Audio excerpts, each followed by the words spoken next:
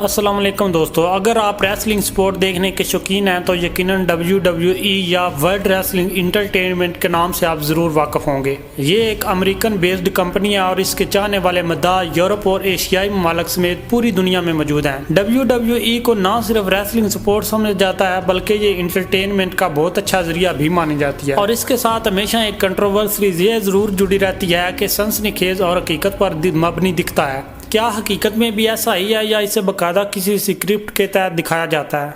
आज की वीडियो में हम तमाम अहम नुक्ते और मुशाहदात आपके सामने रखेंगे, जिसकी वीडियो के आखिर तक आप पर यह वाज़ेह हो जाएगा कि ये WWE रेसलिंग हकीकत पर मबनी है या सिर्फ एक फेक और स्क्रिप्टेड है।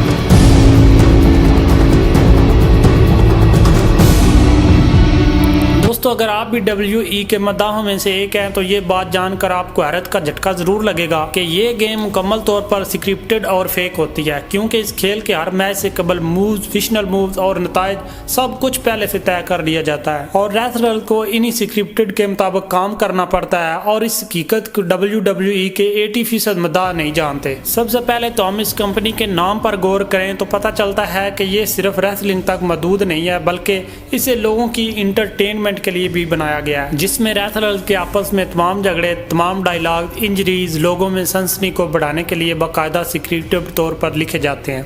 क्योंकि इंसान की हमेशा से फितरत रही है कि वो हमेशा से नई चीज़ को देखना चाहता है और सनसनीखेजी को पसंद करता है। इसलिए हॉलीवुड मूवीज़ की तरह पहले तमाम शो में होने वाले मामलात की बाकायदा स्क्रिप्टेड की बनाई जाती हैं और हर एक रेसलर को इसकी मुतलका स्क्रिप्टेड दे दी जाती है, जिसमें मैच का फैसला पहले से तय होता है। अगर हम WWE में इस्तेमाल होने वाले रेसलिंग लिंक का जायजा लें तो बज़ाहिर ये दिखने वाले बहुत सख्त और कंक्रीट का महसूस होता है, मगर दर हकीकत इसे पैडिंग के साथ तैयार किया जाता है, जिसके फ्लेक्सिबल होने की वजह से किसी रेसलर के गिरने पर उसे तकलीफ महसूस नहीं होती, बल्कि किसी को 100 फुट की ऊंचाई से भी इस रिंग में गिराया जाए तो भी उसे कोई चोट नहीं लगेगी और ना ही किसी किस्म की हड्डी टूटने का अंदेशा होगा।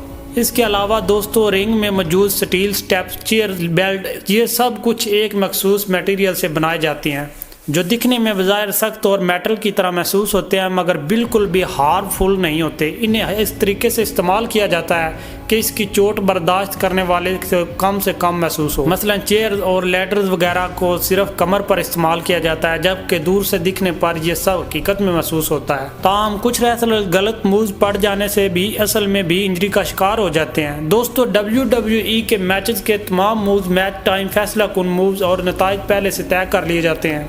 WWE चूँकि एक बड़ा शो है, लिहाजा बड़े बड़े प्रोड्यूसर्स रेफरी से बाहमी मशवरे के बाद मैच के तमाम मराहिल प्लान करते हैं। मैच का दौरानिया आमतौर पर रेफरी सेट करता है और ये 5, 10 और 15 मिनट के दौरानिया पर खेले जाते हैं, जबकि मैचेस में रेफरी का किरदार भी गैर जानबदार नहीं होता और वो स्क्रिप्टेड के मुताबिक रेसलर को हदायत भी जारी करता रहता है, जो कि शो के प्रोड्यूसर से अपने कान में मौजूद रिसीव से तमाम हदायत ले रहा होता है। दौरान मैच अगर कोई रेसलर स्क्रिप्टेड से हट कर लड़े तो उससे रेफरी वार्निंग भी देता है। अगर कोई रेसलर मैच के दौरान खून आलूद होना चाहे तो रेफरी निहायत महारत से उसे एक छोटा सा रेजर भी दे देता है ताकि वो खुद को छोटा सा कट लगाकर खून निकाल सके। दोस्तों, WWE के रेसलर भी एक दूसरे के साथ मुकम्मल तावन करते हैं। मसलन अगर कोई रेसलर अपना फंक्शन मूव या आखिरी वार लगाना चाहता है तो दूसरा रेसलर मुकम्मल तौर पर तावन करते हुए जिस्म को ढीला छोड़ देता है या इस मूव के मुताबिक एक्टिंग करता है, जिसका सबूत आपको मशहूर रेसलर अंडरटेकर के कैच ओकस लैम या जॉन सीना के STFU से लगाया भी जा सकता है। ये ऐसे मूव्स हैं जो मुमकिन ही नहीं कि बाहमी तावन के बगैर लगाए जा सके।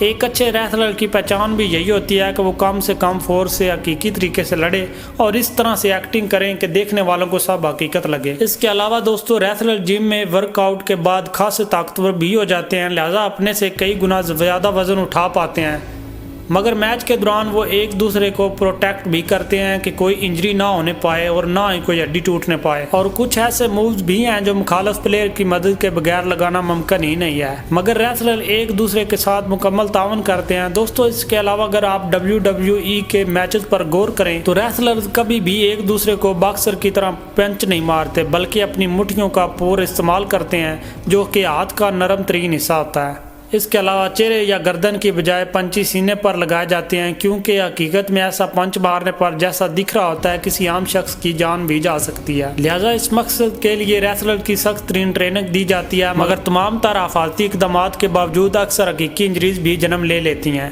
दोस्तों, मैचेस के दौरान पंच और रेसलर के गिरने और तेज चलने की आवाज़ भी आपने यकीनन सुनी होगी, जिसे रेसलर खुद अपने पाँव से अटेम्प्ट करके बनाते हैं, और इन रेसलर के गिरने पर जो जोरदार आवाज़ पैदा होती है, इसकी वजह से रिंग के मैट्रिक्स में लगे छोटे छोटे माइक्रोफोन्स होते हैं जो गिरने की आवाज़ को कई गुना बढ़ाकर नेचुरल बना देते हैं। दोस्तों, इसके अलावा इस बात को यकीनी बनाने के लिए कि WWE एक मुकम्मल स्क्रिप्टेड शो है, आप WWE की वेबसाइट पर as a script writer job भी कर सकते हैं, क्योंकि इनके ऑफिशियल वेबसाइट पर स्क्रिप्ट राइटर की वैकेंसीज मौजूद होती हैं। और अगर ये सबूत भी आपके लिए काफ़ी ना हो कि WWE एक मुकम्मल फेक और स्क्रिप्टेड शो है, तो हम आपको ये ज़रूर मशवरा देंगे कि कभी आप रियल फाइट MMA यानी मिक्स मार्शल आर्ट और WWE को एक साथ देखें और खुद फैसला करें कि कौन सी फाइट हकीकत पर मबनी होती है, क्योंकि MMA के फाइटर्स एक लड़ाई के बाद इतनी चोट बर्दाश्त करते हैं कि उन्हें रिकवर करने के लिए अक्सर महीनों लग जाते हैं। लिहाजा वो रेसलर साल में 200 दिन फाइट करते हैं और 2 रोज में ही रिकवर हो जाते हैं। दोस्तों, मुझे उम्मीद है कि आज की हमारी वीडियो आपको इन्फॉर्मेटिव लगी होगी और पसंद आई होगी। अगर वीडियो आपको अच्छी लगी हो तो इसे लाइक कीजिए और दोस्तों के साथ शेयर कीजिए। मजीद इस तरह की वीडियोस के लिए आप हमारे चैनल को सब्सक्राइब जरूर कीजिए। आप अपनी राय का इजहार कमेंट सेक्शन में जरूर कीजिएगा। आप सबका बहुत बहुत शुक्रिया। अपना और अपने वालिदैन का बहुत ख्याल रखिए। अल्लाह हाफिज।